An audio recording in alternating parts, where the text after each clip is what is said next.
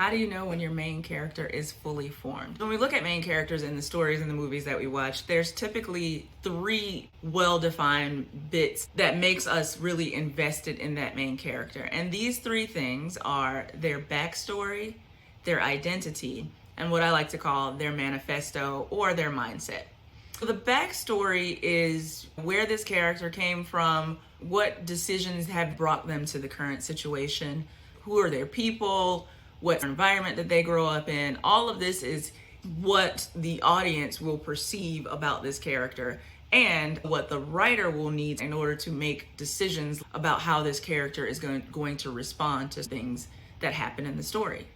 The second is the identity. The identity is what people see first, how they're dressed, where they're working, how they're walking, how they're talking, things that are easily observable and allow the audience to get a quick feel for who the character is. Also, it is what the writer will play with to either show how the character matches the environment or contrasts to the environment. And the final is the mindset or the manifesto.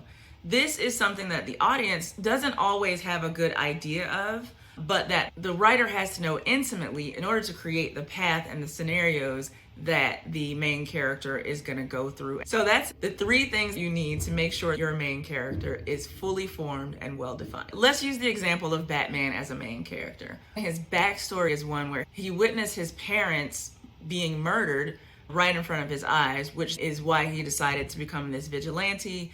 It happened at night, which is why he chooses to be a nighttime hero. He comes from a wealthy background, so he's highly educated. He has access to a lot of things. All of these things are essential to know about the character of Batman and why he's doing what he's doing.